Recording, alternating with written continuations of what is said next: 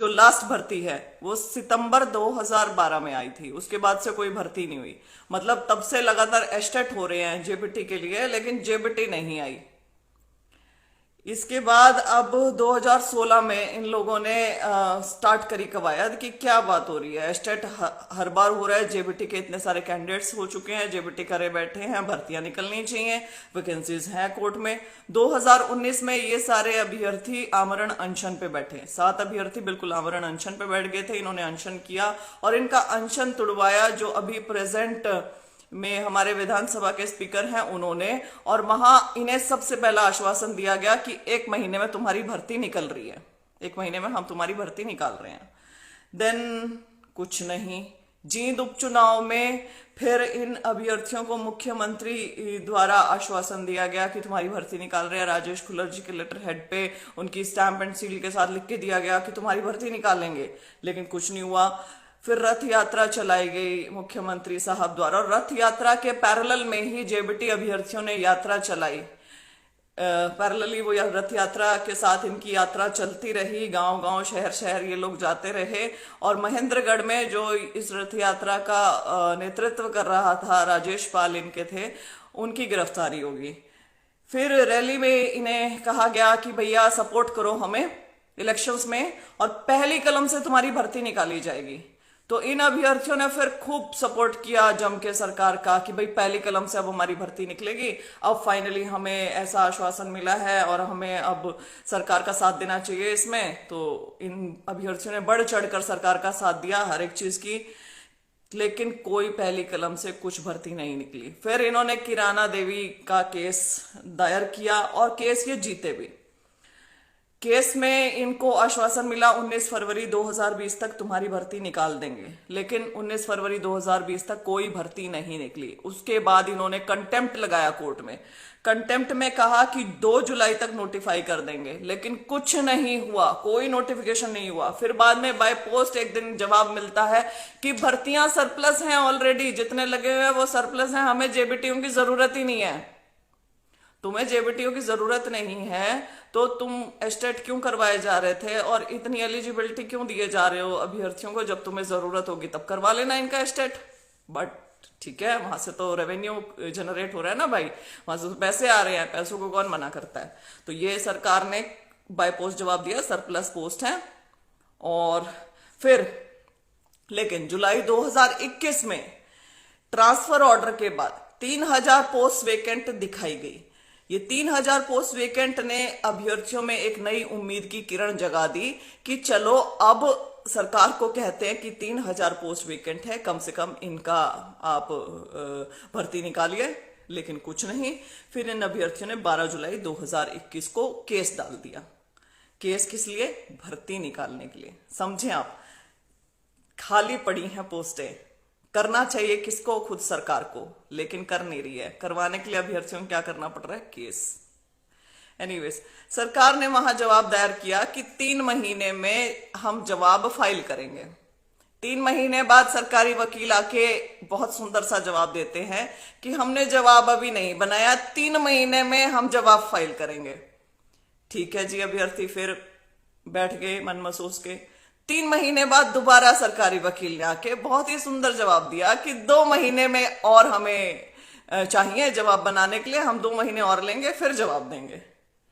तो अब सोचो कि भाई क्या अभ्यर्थियों के साथ कर रहे हैं, आश्वासन, केस में कैसे कैसे जवाब, कैसे केस लटका के रखना, कैसे बीच में सरप्लस, कैसे बाहर क्या कहते हैं वैकेंट हैं और ये सब कुछ, और इनसे जवाब नहीं बन रहे। 3 6 और 2 8 महीनों के बाद भी कोर्ट से समय ही मांगते रहे कि हमें जवाब बनाने के लिए और समय चाहिए और समय चाहिए। बहरहाल 23 फरवरी को जवाब दायर हुआ। इस 23 फरवरी को 2022 को जवाब दायर हुआ है कोर्ट में, जिसमें इन्होंने माना कि 952 पोस्ट खाली हैं मेवात कैडर की। हरियाणा कैडर इन्होंने सरप्लस दिखाया और मेवात कैडर में इन्होंने कहा 952 पोस्ट हैं, और 952 पोस्ट इन्होंने 1 साल से एचएसएससी को भेज रखी हैं। ये भी कहा गया इन्होंने कहा कि 13 मार्च 2021 से हमने एचएसएससी को ये पोस्ट भेज रखी है, वही एग्जाम नहीं करवा रहे जी, हमारी क्या गलती है। अब ये अभ्यर्थी इकट्ठे होके पहुंचते हैं एचएसएससी चेयरमैन के पास। एचएसएससी जाकर पूछते हैं कि आपको 1 साल से ये पोस्ट दे रखी हैं, लेकिन आपने इनका एग्जाम क्यों नहीं करवाया। तो वहां एचएसएससी से जवाब मिलता है कि हमें तो कोई पोस्ट ही नहीं भेज रखी। तो क्या चल रहा है? चल ये रहा है कि आप कोर्ट में जाके बोल रहे हो कि हमने 1 साल से पोस्टें भेज रखी हैं जी, 952 खाली हैं, हमें बात कैडर की एचएसएससी को। एचएसएससी कहता है हमें कोई पोस्ट नहीं भेज रखी है। तो झूठ कौन बोल रहा है यहाँ पे? और फिर कोर्ट में आप क्या जवाब दायर कर रहे हो? मतलब आप कोर्ट को बरगला रहे हो, या फिर बाहर कोई ना कोई झूठ बोल रहा है, या फिर आप बच्चों को पागल समझ रहे हो। आपने तो बच्चों का पागल बना दिया इनफैक्ट। फिर इसके बाद क्या होता है कि हरियाणा कैडर का ये सरप्लस बता के चल रहे हैं, हरियाणा कैडर का ये सरप्लस बता रहे हैं, लेकिन आरटीआई में ये जवाब देते हैं। एक अभ्यर्थी इनसे आरटीआई में पूछते हैं कि आपके पास हरियाणा की कितनी पोस्ट वेकेंट है। तो वहां जवाब मिलता है MIS पोर्टल पे डाटा आप डेली अपडेट हो जाता है, आप वहां चेक करें, वहां आपको पोस्ट वेकेंट का पता चल जाएगा। अब MIS पोर्टल पे जब जाके डाटा देखते हैं तो वहां 5698 पोस्ट वेकेंट है हरियाणा कैडर की। आप कोर्ट में कह रहे हैं कि सरप्लस है, आप आरटीआई में कह रहे हैं कि MIS पोर्टल पे देखो, और आपका MIS पोर्टल कह रहा है कि 5698 पोस्ट खाली हैं। तो इन तीनों में से झूठा कौन और सच्चा कौन? MIS पोर्टल पे जो भी मान लीजिए कोई टीचर वैकेंसी होती है, कोई टीचर छोड़ के चले जाते हैं, उनकी मृत्यु हो जाती है, तो वो साथ के साथ अपडेट हो जाता है। बच्चा कोई नया स्कूल ज्वाइन कर रहा है, छोड़ रहा है, वो साथ साथ अपडेट हो जाता है। तो वो रेशो के हिसाब से भी कैलकुलेशन आराम से निकल जाता है। तो आप किसको झूठ बोल रहे हो? क्या कर रहे हो आप शिक्षा और शिक्षकों के साथ? बहरहाल फिर ये कोर्ट को जानकारी देते हैं, कोर्ट में आके बोलते हैं। 23 फरवरी को ही शायद ये कवायद हुई थी, तब ये कोर्ट में आके बोलते हैं कि हमने 15 फरवरी को सभी DWO को लिख दिया था पोस्ट वेकेंट की हमें जानकारी दे, और 17 फरवरी तक हमें कोई जानकारी नहीं मिली। तो अभी तक डिटेल्स हमें नहीं मिली हैं। तो जज साहब ने कहा अरे तुम 8 महीने का समय ले चुके हो और तुमने अब तक डिटेल्स मांगनी भी स्टार्ट नहीं की है, ये कोई संतोषजनक जवाब नहीं है। तो जज साहब ने उनके ऊपर 5000 का फाइन ठोक दिया। अब फाइन लगाते रहो, इनको क्या है, फाइन तो स्टेट एक्सचेकर से जाएगा, किसी अधिकारी की जेब से थोड़े जा रहा है। तो वो स्टेट एक्सचेकर से फाइन जाता रहेगा, ये अपना उटपटांग जवाब देते रहेंगे। अखबारों में कुछ और जवाब दिए जाते हैं, विधानसभा में कुछ और जवाब दिए जाते हैं, बाहर कोर्ट में कुछ और जवाब दिए जाते हैं, आरटीआई में कुछ और जवाब दिए जाते हैं। क्या कर दिया है सिस्टम का, गुड़ गोबर कर दिया है सिस्टम का। एक जवाब कहीं पे भी किसी का भी मैच नहीं कर रहा है, कमाल हो रही है। तो मतलब आप तो ऐसे कर रहे हो कि मैं अपना पल्ला झाड़ के इसके ऊपर गिरा दूं, मैं अपना पल्ला झाड़ के उसके ऊपर गिरा दूं, एक दूसरे के ऊपर दोषारोपण, ब्लेम गेम्स, या फिर एक दूसरे के ऊपर आप अपना पल्ला झाड़ते हुए चलो और झूठ बोलते हुए चलो। सहूलियत के हिसाब से, सहूलियत के हिसाब से ही हो रहा है सब कुछ। खैर, तो 5000 इनके ऊपर फाइन लग चुका है और इन्हें 20 जुलाई दी है नेक्स्ट डेट कि सारा डाटा अपडेट करके आप बताएं। अब इन अभ्यर्थियों की कितनी दुर्गति हुई है आप ये देखना। जेबीटी सबसे ज्यादा महिला कैंडिडेट्स ने कर रखी है, जितनी भी महिलाएं हैं वो जेबीटी करे बैठी हैं और ये सपना लिए बैठी थी कि किसी ना किसी दिन हम लोग शिक्षक बनेंगे। जो सरकार बेटी बचाओ बेटी पढ़ाओ का दम भरती है, उस सरकार से एटलीस्ट हम ये एक्सपेक्ट नहीं करते थे। हम ये सोच रहे थे कि बेटियों को आगे बढ़ावा मिलेगा, उनको नौकरी करने के अवसर देंगे, ऐसा नहीं कि उनके अवसर छीन लेंगे। 2018 से गवर्नमेंट कॉलेजेस में जेबीटी बंद कर दी गई। उन गवर्नमेंट कॉलेजेस में जहां 2-2, 2,500 हजार रुपए फीस लगती थी पर ईयर की, वहां से बंद करके प्राइवेट कॉलेजेस में शुरू करी गई, जहां 25,800 रुपए फीस है 1 साल की, 2 साल की 50,000 से ऊपर खर्चा पड़ जाता है। जहां 4-5 हजार में पहले जेबीटी हो रही थी, 2018 से गवर्नमेंट कॉलेजेस में जेबीटी बंद करके प्राइवेट कॉलेजेस में स्टार्ट की गई। पहली गलती। दूसरी, 2020 में कहा जेबीटी खत्म, तो प्राइवेट कॉलेजेस इनके खिलाफ जाके, आपको याद होगा विधानसभा में बोला था कि जेबीटी खत्म, हमारे पास सरप्लस है, हम जेबीटी नहीं रखने वाले, हम आगे सारा मॉड्यूल चेंज करने वाले हैं, शिक्षा का पूरा ये ओवरहॉल करने वाले हैं और बड़े स्तर पे करने वाले थे उस टाइम पे। तो कोर्ट में प्राइवेट जेबीटी कॉलेजेस ने केस डाला और जीत के आगे, और 2040 तक अब जेबीटी कहीं नहीं जा रही है। प्राइवेट कॉलेजेस इनको करवाते रहेंगे। इनका शिक्षा का ओवरऑल ये था कि आंगनबाड़ी में जो काम करती हैं वो पहली और दूसरी क्लास पढ़ाया करेंगे। मतलब एजुकेटेड बच्चा, जेबीटी किया हुआ, एस्टेट पास बच्चा, वो तो शिक्षक, वो तो पहली दूसरी क्लास पढ़ाने लायक बच्चा नहीं। आंगनबाड़ी की ये वर्कर्स ये पहली और दूसरी क्लास पढ़ाएंगी। मैं कोई उनका विरोध नहीं कर रही हूं, लेकिन ये गलत है। आप हायर एजुकेशन वाले को, जो उसके लिए काम कर रहा है, जो उसके लिए पढ़ाई कर रहा है, जो उन बच्चों को पढ़ाने लायक है, उसे छोड़ के आप निचले स्तर पे आ रहे हो। आंगनबाड़ी में लगना 10वीं क्लास के लग जाते हैं। आंगनबाड़ी में कैसे लगा करते थे पहले? सरपंच के सिफारिशों पे लग जाया करते थे। ये सच्चाई है। ये आपने शिक्षा का ओवरहॉल किया है। देन आप कहते हैं कि प्लेवे स्कूल बनाएंगे जहां पे जेबीटी की आवश्यकता ही नहीं है। प्लेवे स्कूल बनाएंगे जहां जेबीटी की आवश्यकता नहीं है। एनटीटी, एक नर्सरी टीचर्स ट्रेनिंग सर्टिफिकेट चाहिए होगा सिर्फ वहां पे पढ़ाने के लिए। अब nursery teachers training certificate, NTT certificate जिसकी बात की गई, उसे कौन सा हरियाणा का गवर्नमेंट कॉलेज देता है या कौन सा प्राइवेट कॉलेज या संस्थान देता है इस एनटीटी सर्टिफिकेट को? ये गवर्नमेंट से एफिलिएटेड प्राइवेट, ये हमें हरियाणा सरकार बता दे, क्योंकि ऐसा कुछ नहीं देते हैं। ऐसा कौन देते हैं? ये जो लोकल कंप्यूटर सेंटर खोले बैठे हैं ना, ये जो प्राइवेट कंप्यूटर कोचिंग इंस्टीट्यूट वाले हैं, ये देते हैं एनटीटी का सर्टिफिकेट। और ये एनटीटी के सर्टिफिकेट कौन रद्दी की तरह बिकेंगे, 10-10, 12-12 हजार में बिकेंगे। कोई भी इन्हें लाके खड़ा कर लेगा। आपने एक जेबीटी एस्टेट पास बच्चे का क्या हाल कर दिया है? आप उसकी बराबरी पे आंगनबाड़ी के वर्कर और उसकी बराबरी पे ये एनटीटी वाले सर्टिफिकेट वाले बच्चों को खड़ा करके शिक्षा में ओवरहॉल करने की बातें कर रहे हैं। वाह, क्या बातें हैं आपकी, कमाल। तो ये मतलब इतना दुर्भाग्यपूर्ण फैसला है ना, इतना दुर्भाग्यपूर्ण कि पूरे हरियाणा को इसका विरोध करना चाहिए कि आप जेबीटी को खत्म ना करें, आप एस्टेट को खत्म ना करें। आपने वैसे भी एस्टेट को खत्म करने का एक और कदम बढ़ा लिया। आपने STET is equal to CTET कर दिया। एस्टेट करना मुश्किल है, सीटेट करना मुश्किल नहीं है। ऐसे ऐसे बच्चे जिनका एस्टेट कभी नहीं निकला, सीटेट करे बैठे हैं।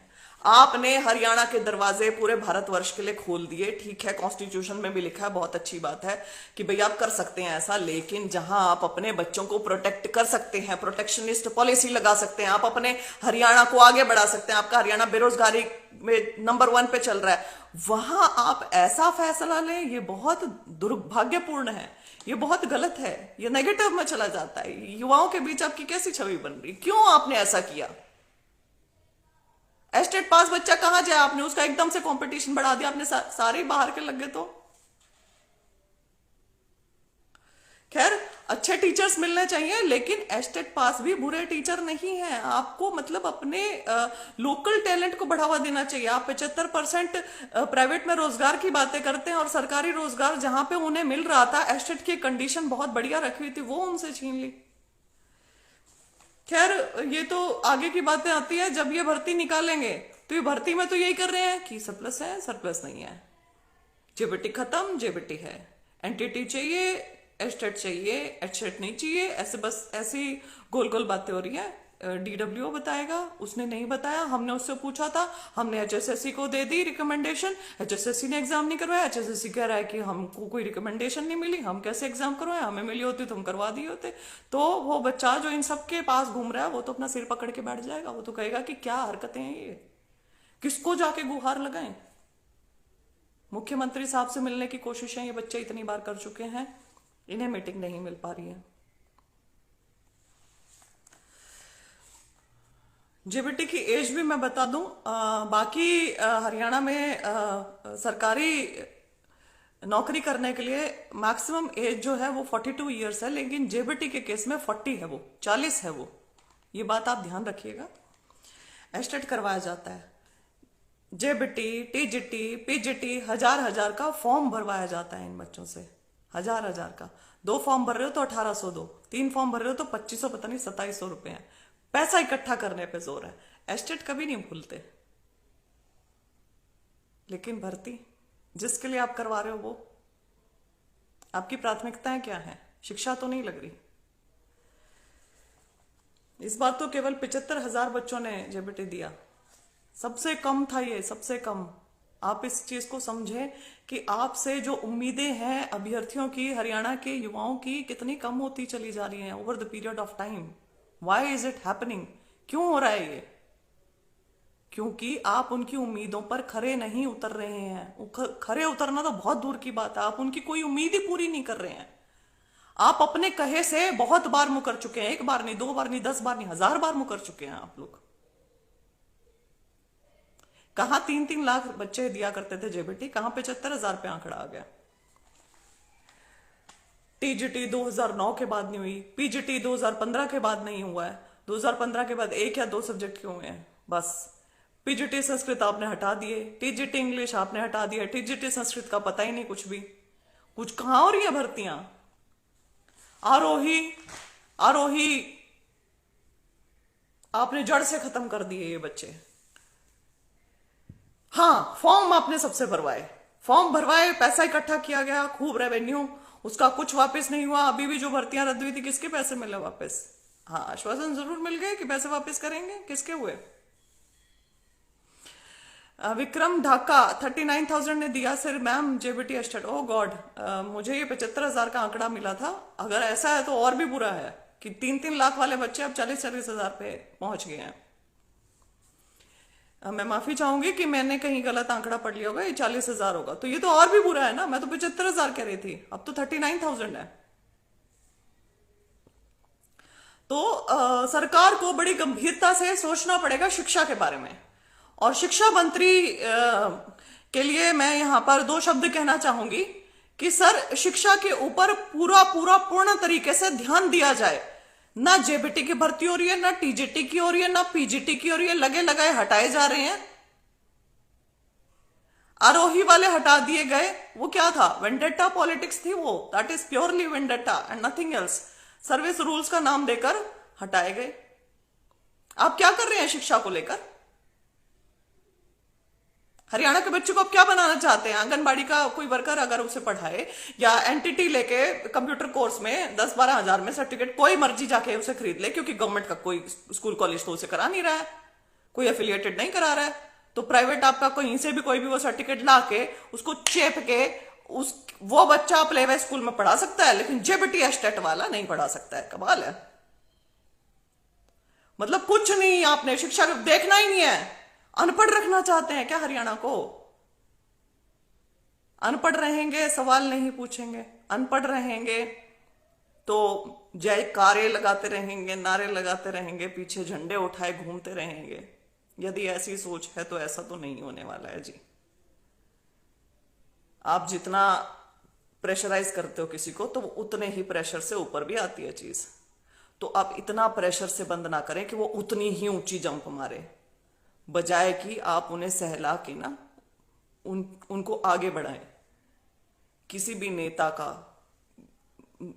राजधर्म है ये, आप राजा हैं, आपका राजधर्म है ये कि आप सब वर्गों के बारे में सोचें। पढ़ने लिखने वाले बच्चे हैं, शिक्षक हैं। शिक्षा मंत्री जी ने उनसे बड़े ही कटु प्रश्न मैं पूछना चाहती हूं, हरियाणा में शिक्षा के लिए किया क्या? स्कूलों की जर्जर हालत, स्कूलों को लग रहे हैं ताले, स्कूल में शिक्षक नहीं है, बच्चे पेपर देते हुए रो रहे हैं कि हमारे पास कोई टीचर ही नहीं था। क्या किया आपने शिक्षा के लिए? आप दिल्ली वालों को गाली देते हैं या किसी और को कहते हैं कुछ भी, दिल्ली में तो शिक्षा का पूरा ओवरहॉल हुआ है। गवर्नमेंट स्कूल के बच्चे इंग्लिश में बोल रहे हैं, जबरदस्त फराटेदार इंग्लिश, क्या जबरदस्त नॉलेज, क्या इंफ्रास्ट्रक्चर, वाह, क्या एसी क्लासरूम्स, क्या उनके टॉयलेट्स। यहां तो बच्चों के सिर पे छतें गिर रही हैं, कोई भर्ती नहीं है, कुछ नहीं है, बस एस्टेट कराए जाओ, पैसे बटोरे जाओ, 100-100 करोड़ रुपए ऐसे बस इकट्ठे होए जा रहे हैं, बस यही करना है, दैट्स इट। हाँ, करण सिंह शिक्षा मंत्री नहीं, आश्वासन मंत्री।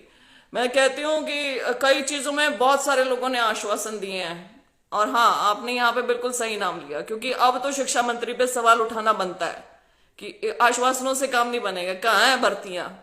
क्या हालात है स्कूलों के?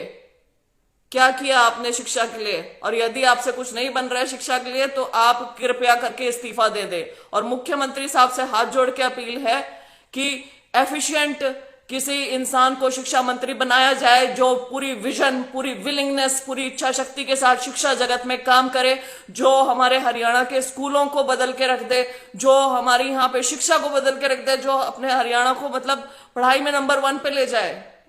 ऐसे पीछे ना खींचे। कौन ये पॉलिसीज बना रहा है? आंगनबाड़ी वाली कौन ये पॉलिसीज बना रहा है? एनटीटी वाली? इंफ्रास्ट्रक्चर आपके पास है नहीं।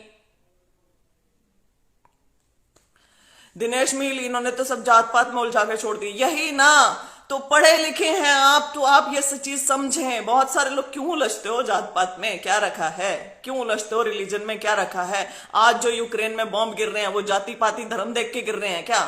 कि भाई मुझे इसके ऊपर ही गिरना है, मुझे क्रिश्चियन के ऊपर, ज्यूज के ऊपर, मुझे इनके ऊपर ही गिरना है, और मुझे हिंदू के ऊपर नहीं गिरना, या मुझे मुसलमानों के ऊपर ही गिरना है, ऐसे टाइप। बॉम्ब जब किसी के ऊपर गिरते हैं तो धर्म पूछ के नहीं गिरते, जाति पूछ के नहीं गिरते। समाज का जब पतन होगा ना तो सबके लिए इक्वली पतन हो रहा है, वो एक जाति के लिए, एक धर्म के लिए नहीं हो रहा। शिक्षा का स्तर यदि गिर रहा है तो समाज में सबके लिए गिर रहा है, वो एक जाति या धर्म के लिए नहीं गिर रहा है। और अगर समाज में हम अच्छी चीजें चाहते हैं तो शिक्षित समाज का होना बहुत जरूरी है। और शिक्षा का जो बेस है, बिल्कुल जो बच्चा जहां से पढ़ता है पहली दूसरी क्लास, जेबीटी, उसके हालात दयनीय कर दिए हैं। जड़ से पहले जड़ काट देंगे तो TGT, PGT, associate assistant professor वगैरह वो धीरे धीरे अपने आप ही, कौन बच्चा ही नहीं होगा कोई पढ़ने वाला, आगे कौन पढ़ेगा? सबकी जिम्मेदारी बनती है, हर एक नागरिक की जो पढ़ा लिखा है हरियाणा में, हर एक इंसान की जो पढ़ा लिखा है हरियाणा में, उसकी अब ये जिम्मेदारी बनती है, उत्तरदायित्व बनता है आपका। आप अपने लोकल एमपी एमएलए, आप अपने विधायक मंत्री सबसे पूछें कि भाई क्या कर रहे हो तुम शिक्षा के लिए। आप शिक्षा मंत्री से सवाल करें क्या किया आपने शिक्षा के लिए, आप मुख्यमंत्री से सवाल करें क्या शिक्षा के लिए किया आपने। जब ये आपके पास आते हैं कोई भी बात करके, कोई भी जाति धर्म की करते हैं, आप शिक्षा के ऊपर ले जाओ। कोई बात करते हैं स्वास्थ्य के ऊपर, ये है भाई हमारे मुद्दे, हमारे यही है, शिक्षा है, स्वास्थ्य है, महंगाई है, बेरोजगारी है। खैर, मैम आपको ईमेल की थी अभिमन्यु के नाम से, मैं चेक करूंगी। ब्रदर ईमेल मैं चेक नहीं कर पा रही, मैं आई गेस 1 हफ्ता हो गया मुझे, तो मैं चेक करती हूँ, काफ़ी हो गया होगा। संदीप, मैं एग्री करती हूँ जो भी आपने लिखा, हालांकि मैं पढ़ूंगी नहीं जो आपने लिखा यहाँ पे। शालिनी 10वीं, ये सब पता है। पवन कुमार, अनपढ़ सरकार और युवा बेरोजगार, बस यही हो रहा है। कहते हैं ना कि विलिंगनेस, इच्छा शक्ति, मंशा, एक आदमी ऐसा बैठ जाए बस हमारा लीडर बन जाए। एक होता है ना नेता, सभी हो सकता है, लीडर क्या होता है? लीडर अपने से आगे सबको रख लेता है, संपूर्ण समाज को लेके चलता है। वो संपूर्ण समाज को मतलब ये समझता है कि ये ऐसे इंपॉर्टेंट मुद्दे हैं जो समाज में ठीक होने चाहिए। समाज उत्थान कैसे हो सकता है पूरे समाज का, डेवलप कैसे हो सकता है पूरा समाज? शिक्षा ही नहीं होगी तो क्या होगा? शिक्षा मंत्री का जवाब जल्द करेंगे, जल्द कभी नहीं आता। हाँ, जल्द कहाँ आ रहा है? आ ही नहीं रहा, तो जल्द तो हुआ ही नहीं ना। मैम, पैरामेडिकल के फाइनल रिजल्ट के बारे में बात करो। पैरामेडिकल का फाइनल रिजल्ट काफी टाइम से रुका हुआ है, कृपया करके इनके रिजल्ट भी निकालें। रुके आप किस लिए? जब कोई प्रक्रिया पूरी करवा देते हैं और मान लीजिए उसमें पूरी जांच वगैरह होगी और कोई उसमें कोर्ट केस नहीं चल रहा है, तो मेरे ख्याल से वो रिजल्ट से निकल जाने चाहिए। जेबीटी पोस्ट निकलवाओ मैडम। भाई मेरे हाथ में होता तो ये पोस्ट उसी समय निकल गई होती जब इनकी पहली वैकेंसी वाली लिस्ट आई थी कि इतनी पोस्ट वेकेंट है। ऐसी चालें ना चली जाती कि 25:1 को 30:1 करके बस निपटाओ भाई, निपटाओ, खत्म करो इस मामले को। ऐसा ना करती मैं। अनुजागलम, थैंक यू वेरी मच सिस। अनभगत बन चुके हैं पढ़े लिखे होकर। ये सबका अपना अपना वो है, नजरिया है कि अंधभक्त बनना है या आपको नहीं बनना है या आपको कुछ भी बनना है। लेकिन मैं ये कहती हूँ, आप झंडा किसी मर्जी का उठा लें, आप कुछ किसी पार्टी का समर्थन करें, मैं उसमें कुछ कहती नहीं, ये आपका पर्सनल डिसीजन है, ये आपकी फ्रीडम है ये सब करने की। लेकिन जो मुद्दे पूरे समाज के हैं उसमें तो आप अपने नेता से भी सवाल करें कि ऐसा क्यों, ऐसा आप क्यों नहीं कर रहे हैं। हार्को बैंक का मुद्दा उठाया था दीदी जी आपने। हाँ यस ब्रदर, मुद्दे पता नहीं कितने सारे उठा दिए हैं। मैम ये झूठ बहुत बोलते हैं, शर्माते भी नहीं। झूठ बोलने वाला आदमी शर्माता कहाँ है। HSSC ऑफिस जाओ तो स्टूडेंट की मांग उठाना, बिल्कुल। और अभी ये करके आई थी और अभी भी यही है। सब नेता आप जैसे पॉजिटिव सोच वाले होने चाहिए। पॉजिटिव सोच हो जाए तो सारी चीजें ठीक नहीं हो जाएंगी ब्रदर।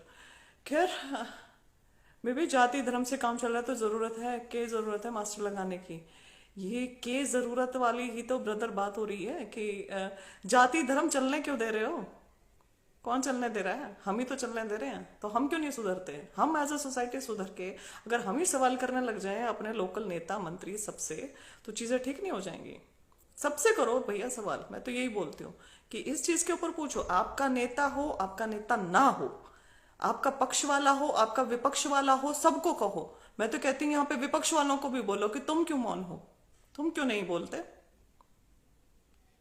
मोनिका मलिक वही तो नहीं कर रहा है हरियाणा का यूथ। हरियाणा के यूथ को समझना पड़ेगा और बोलना पड़ेगा, वरना हरियाणा का बेड़ा गर्क होते हुए देर नहीं लगेगी। ये सब दिखने लग रहा है, क्या क्या चीजें चल रही हैं, सब दिख रहा है। आवाज बुलंद करो। PGT pending subjects, Vinod Mehra. PGT के लिए मैं अलग से बोलूंगी। पीजीटी वाले अभ्यर्थी कुछ मुझसे आके मिले थे घर पे ही, और उनका मुद्दा भी काफी गंभीर है। लेकिन मुझे लगा जेबीटी और पीजीटी इन सबको अलग रख के बोलती हूँ।